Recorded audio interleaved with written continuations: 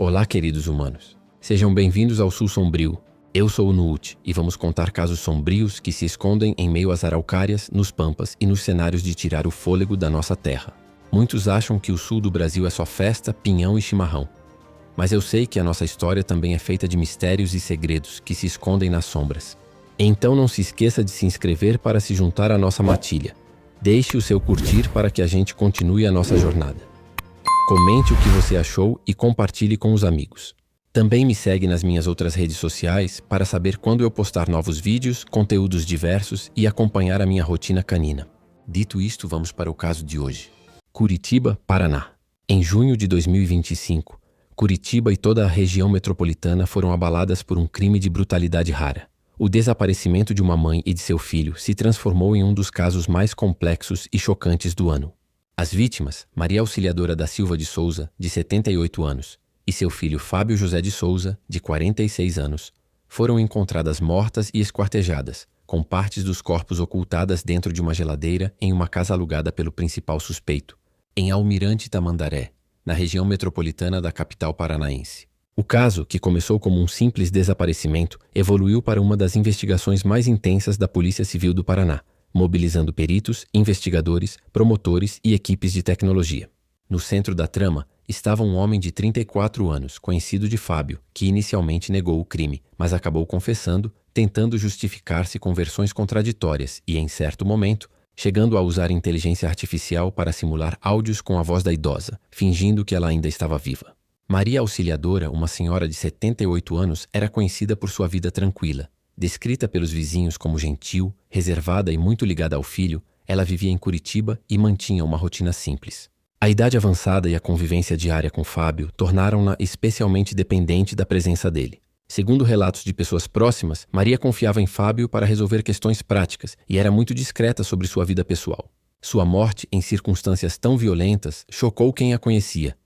Uma mulher que dedicou sua vida à família, terminando vítima de um crime brutal que sequer teve motivação plausível evidente. Fábio tinha 46 anos e era o único filho de Maria Auxiliadora. Era descrito como trabalhador, pacato e solícito. Segundo familiares, Fábio buscava oportunidades profissionais e fazia pequenos negócios de compra e venda, sem envolver-se em atividades ilícitas. Ao contrário do que circulou em versões preliminares da imprensa, não existia qualquer sociedade formal entre Fábio e o homem que viria a ser acusado pelo crime. A Polícia Civil confirmou mais tarde que eles não eram sócios, apenas se conheciam por contatos informais, e o suspeito mantinha uma relação de amizade superficial, marcada por interesse e desconfiança.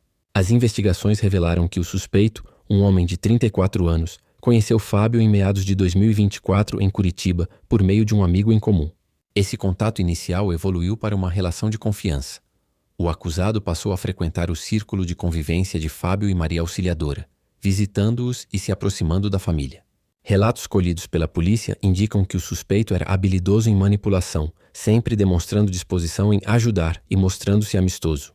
Com o tempo, conquistou a confiança de Fábio, que acreditava tratar-se de um conhecido confiável. No entanto, à medida que a convivência aumentava, começaram os conflitos financeiros. O suspeito pediu ajuda em negócios, empréstimos e favores, os quais Fábio teria tentado resolver sem registrar formalmente. Essa proximidade e posterior tensão serviram de combustível para a tragédia que se desenrolaria semanas depois. A investigação da Polícia Civil do Paraná determinou que Fábio José foi morto no dia 17 de junho de 2025, dentro de uma residência ligada ao suspeito, em Almirante Tamandaré. Segundo a perícia, Fábio foi atraído até o local sob pretexto de resolver uma pendência financeira. Lá, acabou golpeado e morto, em circunstâncias que ainda são investigadas com detalhes. Após o crime, o suspeito manteve o corpo por alguns dias, tentando decidir o que fazer para ocultá-lo. Durante esse período, ele passou a enviar mensagens e áudios para conhecidos de Fábio, tentando simular normalidade e encobrir o desaparecimento. Alguns dias depois, ao perceber que Maria Auxiliadora começava a procurar o filho, ele planejou a segunda parte da ação criminosa. 24 de junho de 2025, a segunda morte. Em 24 de junho, uma semana após o desaparecimento de Fábio, o suspeito atraiu Maria Auxiliadora até o mesmo local. Ela acreditava que encontraria o filho, mas acabou sendo assassinada. As perícias indicam que a idosa foi morta por asfixia e golpes, e em seguida o corpo foi esquartejado. O suspeito teria agido sozinho. Partes dos corpos foram colocadas dentro de uma geladeira e uma mala. O tronco de Maria foi acondicionado dentro da mala, as demais partes dentro do eletrodoméstico. Após os assassinatos, o homem manteve uma série de disfarces e mentiras. Ele passou a se comunicar com familiares das vítimas, tentando fingir que Fábio e Maria ainda estavam vivos e haviam se mudado. O que mais chocou os investigadores foi o uso de inteligência artificial.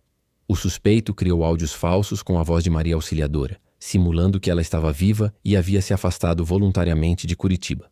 Esses áudios foram enviados a conhecidos próximos, dizendo que ela precisava descansar e que não queria ser encontrada. Essa estratégia de manipulação atrasou o registro formal do desaparecimento e confundiu familiares por semanas. Só em 24 de julho de 2025, quase um mês depois das mortes, o boletim de ocorrência foi finalmente registrado. Com o registro do desaparecimento, a Delegacia de Homicídios e Proteção à Pessoa da Polícia Civil do Paraná abriu inquérito.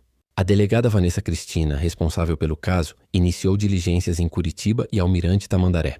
Em poucos dias, as primeiras pistas levaram à casa alugada pelo suspeito. O imóvel chamava a atenção. Janelas vedadas, forte odor e ausência do proprietário há semanas. Com mandado judicial, a equipe entrou no local e encontrou uma geladeira com partes humanas. O tronco de Maria Auxiliadora estava em uma mala e as demais partes de ambos os corpos foram encontradas dentro do eletrodoméstico. A descoberta ocorreu em 12 de setembro de 2025, após buscas que mobilizaram peritos e cães farejadores. A perícia confirmou que se tratava de Maria Auxiliadora e Fábio José, desaparecidos desde junho. Antes da descoberta dos corpos, o homem já era o principal suspeito. Ele havia sido preso preventivamente em 22 de agosto de 2025, sob suspeita de envolvimento no desaparecimento. Na época, negava o crime e insistia na versão de que Fábio e a mãe haviam viajado. Com as evidências encontradas, a farsa desmoronou. Durante novo interrogatório, o suspeito mudou várias vezes sua versão. Primeiro afirmou que os corpos haviam sido jogados em um rio. Depois alegou que os havia enterrado em uma área de mata. Por fim, confessou o crime e indicou os locais de ocultação. A confissão levou a Polícia Civil a realizar buscas adicionais, encontrando mais partes das vítimas. Um dos pontos mais importantes do inquérito foi desmentir a ideia de que o suspeito e Fábio eram sócios. No início, o homem tentou justificar sua relação com Fábio dizendo que havia uma sociedade comercial entre eles. Porém, a investigação não encontrou nenhum registro formal de sociedade, contrato ou atividade comercial conjunta. O que existia, segundo a Polícia Civil do Paraná, era uma relação de confiança pessoal, na qual o acusado se aproximava para obter vantagens, oferecendo suposta ajuda profissional ou financeira.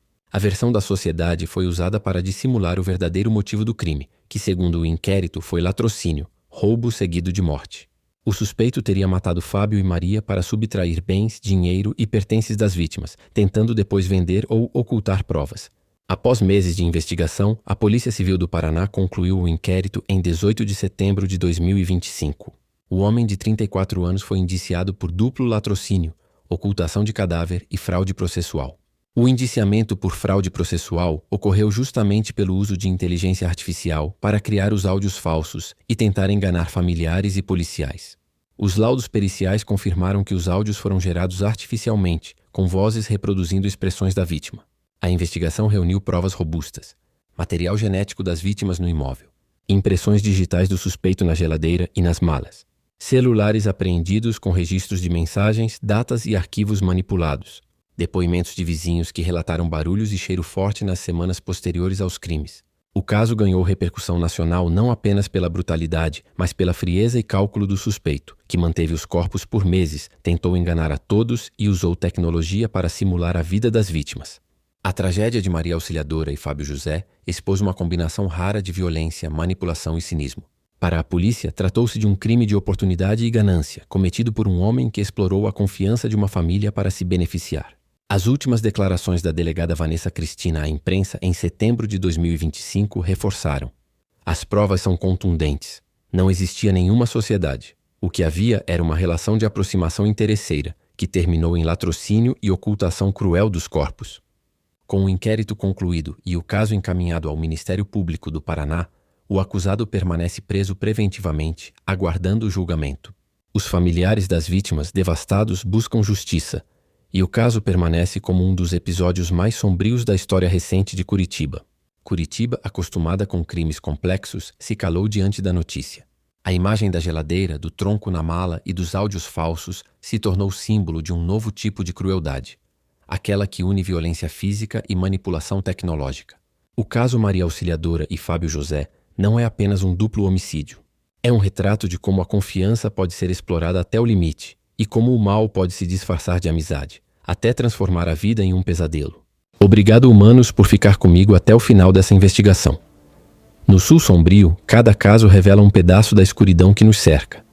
Se você curte esse tipo de conteúdo, inscreva-se no canal, deixe seu like e ative o sininho. A sua participação mantém essa chama acesa. Nos vemos no próximo caso.